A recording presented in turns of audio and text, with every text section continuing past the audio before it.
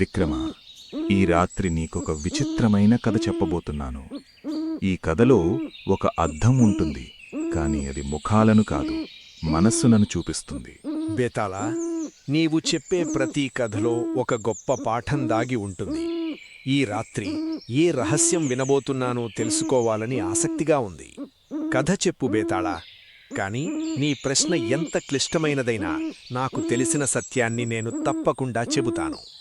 ఉజ్జయిని రాజ్యానికి సమీపంలో ఉన్న ఒక చిన్న గ్రామంలో ఒక అద్భుతమైన మాయా అద్దం ఉండేది. దాని రహస్యం తెలుసుకోవాలని అందరూ ఆశపడేవారు. ఆ అద్దం సాధారణ అద్దం కాదు. అది మనిషి రూపాన్ని కాదు, అతని హృదయంలో దాగి ఉన్న నిజాన్ని చూపించేది.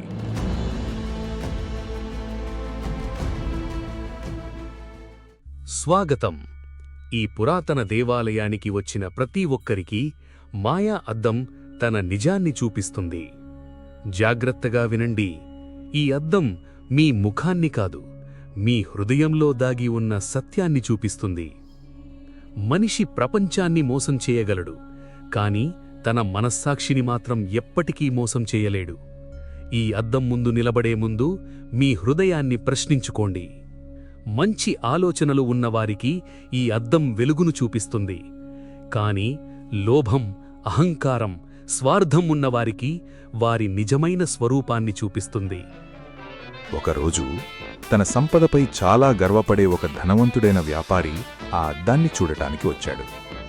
నేను ఈ రాజ్యంలో అత్యంత ధనవంతుడైన వ్యాపారిని.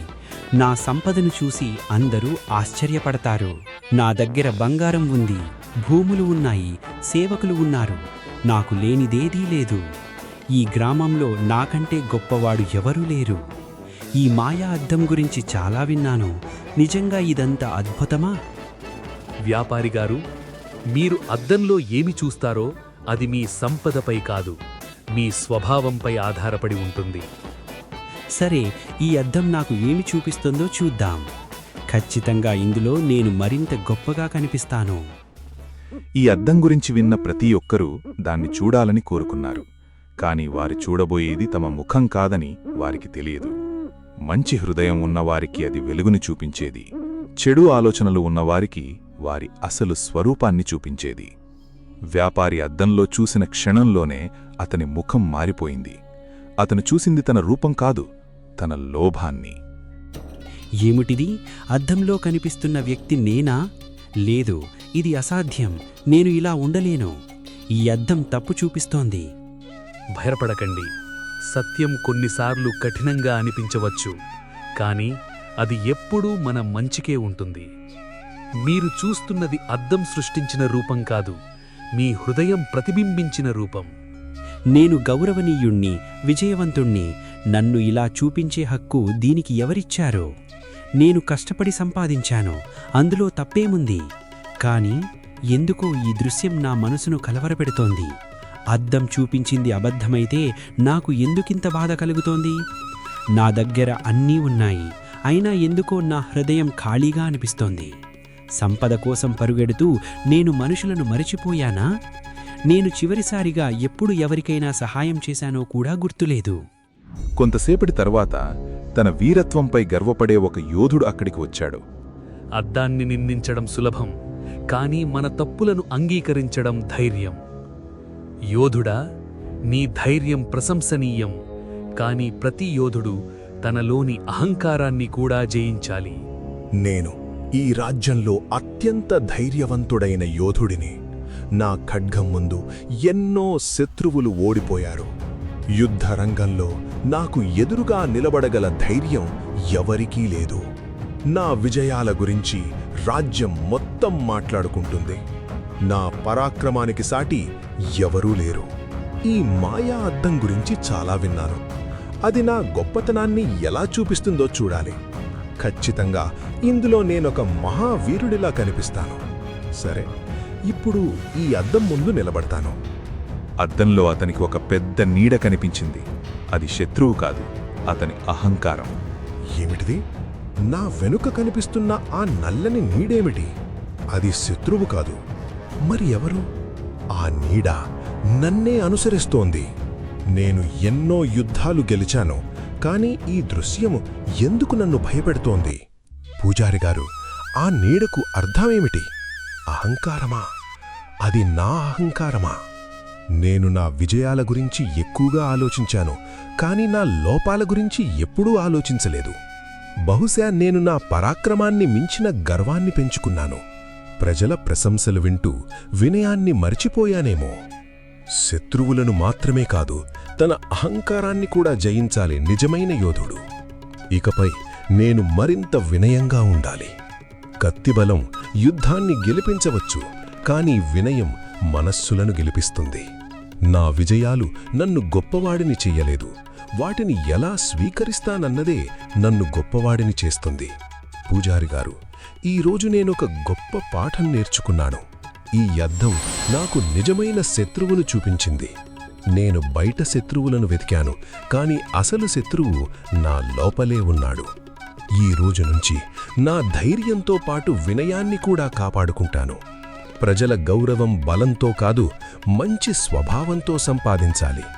నా కళ్లను తెరిచిన ఈ అనుభవాన్ని నేను ఎప్పటికీ మరిచిపోను. నేను నా అహంకారాన్ని జయిస్తాను. అదే నా జీవితంలో అత్యంత గొప్ప విజయమవుతుంది. ఇప్పుడు నా హృదయం గతంలో కంటే చాలా ప్రశాంతంగా ఉంది. నిజమైన వీరుడు యుద్ధరంగంలో గెలిచేవాడు కాదు, తన స్వభావాన్ని జయించేవాడు. ధైర్యానికి వినయం తోడైతేనే ఒక యోధుడు నిజమైన మహావీరుడవుతాడు. నిజమైన బలం కత్తిలో ఉండదు, అది వినయంలో ఉంటుంది. యోధుడికి ధైర్యం ఉంది, కానీ అహంకారం ధైర్యాన్ని కూడా బలహీనంగా మార్చగలదు.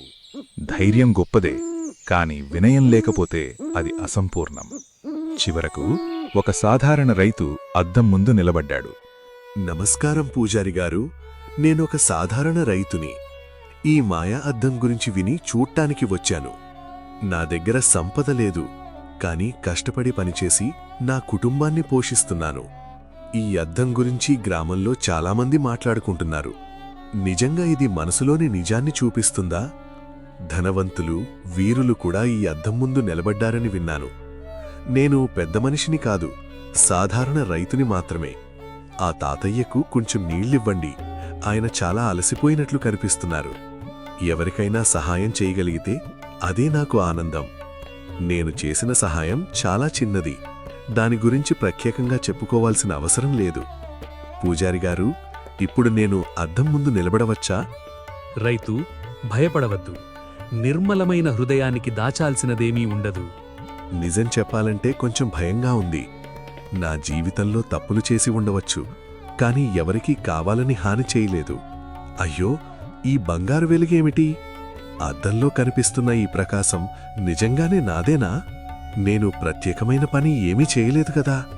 నాకంటే గొప్పవారు ఈ గ్రామంలో చాలామంది ఉన్నారు. నేను చేయగలిగినంత సహాయం మాత్రమే చేశాను. నా చిన్న చిన్న మంచి పనులకు ఇంత విలువ ఉంటుందని నేను ఊహించలేదు. దేవుడా, నాకు మంచి మనసు ఇచ్చినందుకు నీకు కృతజ్ఞతలు. అతనికి సంపద లేదు, కాని దయగల హృదయం ఉంది. రైతు అద్దంలో చూసినప్పుడు అతని చుట్టూ బంగారు కాంతి వెలిగింది. అతని మంచితనం వెలుగులా మెరిసింది. మనిషిని గొప్పవాడిని చేసేది అతని ధనం కాదు, అతని హృదయం.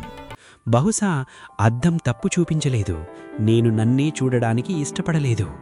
ఇకపై నేను మారాలి, నా జీవితం ఇలా కొనసాగకూడదు. ఈ ఆహారం అవసరమైన వారికి పంచండి, ఎవ్వరూ ఆకలితో ఉండకూడదు. ఈ పిల్లలకు మంచి బట్టలు, విద్య అందేలా చూడండి. నా సంపదలో కొంత భాగం ఇతరుల జీవితాలను మెరుగుపరచడానికి ఉపయోగపడాలి. వారి ముఖంలో కనిపిస్తున్న ఆనందం నేను ఎప్పుడూ అనుభవించని సంతోషాన్ని ఇస్తోంది. ఇన్ని సంవత్సరాలు నేను వెదికిన ఆనందం ఇక్కడే ఉందని నాకు తెలియలేదు. సంపద కంటే దయ గొప్పదని ఇప్పుడు అర్థమైంది. మళ్ళీ స్వాగతం వ్యాపారిగారు. ఈసారి మీ కళ్లల్లో గర్వం కాదు, వినయం కనిపిస్తోంది. ఈసారి అది నాకు ఏమి చూపిస్తుందో తెలియదు, కానీ నేను సిద్ధంగా ఉన్నాను. అద్భుతం! ఈసారి నా ముఖంలో వెలుగు కనిపిస్తోంది. అద్దం మారలేదు, నేనే మారాను. మీ అడుగులు మారాయి, మీ మాటలు మారాయి, ముఖ్యంగా మీ హృదయం మారింది. చూడండి, ఈసారి అద్దం మీలోని వెలుగును ప్రతిబింబిస్తోంది. అద్దం మారలేదు, కాని మీరు మారారు. అదే నిజమైన అద్భుతం. తప్పు తెలుసుకోవడం జ్ఞానం, ఆ తప్పును సరిదిద్దుకోవడం మహత్తరం. దేవుడు ప్రతి మనిషికి రెండవ అవకాశమిస్తాడు. దాన్ని సద్వినియోగం చేసుకోవడం మన చేతుల్లోనే ఉంటుంది. సత్యాన్ని చూసినవాడు జ్ఞాని కావచ్చు, కాని సత్యం ప్రకారం జీవించేవాడే మహానుభావుడు. మీ జీవితాల్లో దయ, వినయం, నిజాయితీ ఎల్లప్పుడూ వెలుగులా ప్రకాశించుగాక. విక్రమా, ఇప్పుడు చెప్పు, ఆ వ్యాపారిని మార్చింది ఎవరు? మాయా అద్దమా లేక అతని మనస్సాక్షా? ఒక అద్దం మనిషి ముఖాన్ని కాకుండా మనసును చూపిస్తుందని అంటున్నావు. నిజంగా విచిత్రంగా ఉంది. మనిషి తన గురించి తెలుసుకోవడం ప్రపంచంలోనే అత్యంత కష్టమైన విషయం. ఆ వ్యాపారి తన సంపదపై ఎంతో గర్వపడుతున్నాడు. కాని గర్వం చాలాసార్లు మనిషికి తన లోపాలను కనిపించనివ్వదు. నిజాన్ని చూసినప్పుడు భయపడటం సహజం, కాని నిజం నుంచి పారిపోవడం సమస్యకు పరిష్కారం కాదు. తన తప్పును అంగీకరించలేనివాడు ఎంత ధనవంతుడైనా నిజంగా పేదవాడే. నిజమైన వీరుడు తన శత్రువులను మాత్రమే కాదు, తన అహంకారాన్ని కూడా జయించగలగాలి. ఆ రైతు దగ్గర సంపద లేకపోవచ్చు, కాని అతని హృదయంలో ఉన్న దయ అమూల్యమైనది. మంచి మనసు ఉన్నవాడు ఎక్కడ ఉన్నా వెలుగులా ప్రకాశిస్తాడు. మనిషి విలువ అతని సంపదతో కాదు, అతని స్వభావంతో నిర్ణయించబడుతుంది. ఆ వ్యాపారి తన తప్పును గుర్తించడం ప్రారంభించాడు. ఇదే మార్పుకు మొదటి అడుగు. తప్పు చేయడం కంటే చేసిన తప్పును సరిదిద్దుకోవడం గొప్ప విషయం. ఇతరులకు సహాయం చేయడం ద్వారా అతను నిజమైన ఆనందాన్ని కనుగొంటున్నాడు. ఇప్పుడు అతని హృదయం గతంలో కంటే చాలా తేలికగా కనిపిస్తోంది. తనలోని లోభాన్ని జయించినవాడు నిజమైన విజేత. పేతాళ, నీ ప్రశ్నకు సమాధానం చాలా స్పష్టంగా ఉంది. ఆ వ్యాపారిని మార్చింది మాయా అద్దం కాదు. అద్దం కేవలం అతనికి సత్యాన్ని చూపించింది, కాని ఆ సత్యాన్ని అంగీకరించి తన్ను తాను మార్చుకోవాలని నిర్ణయించుకున్నది అతని హృదయమే. మార్పు బయటనుంచి రాదు, అది మనసులోనే ప్రారంభమవుతుంది. తన లోపాలను గుర్తించి వాటిని సరిదిద్దుకునే వ్యక్తే నిజమైన జ్ఞాని. అద్దం ఒక సాధనం మాత్రమే, అసలు శక్తి మనిషి మనస్సాక్షిలో ఉంటుంది. సత్యాన్ని చూడగల ధైర్యం గొప్పది, కాని సత్యాన్ని అంగీకరించి మారగల ధైర్యం ఇంకా గొప్పది.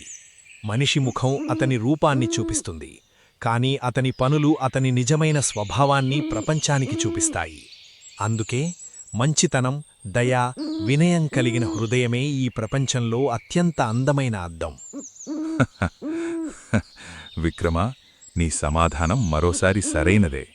సత్యాన్ని చూపేది అద్దం కావచ్చు, కాని మార్పు తెచ్చేది మన హృదయమే. పిల్లలు, మన రూపం ఎంత అందంగా ఉన్నా మన హృదయం మంచిగా లేకపోతే దానికి విలువ ఉండదు.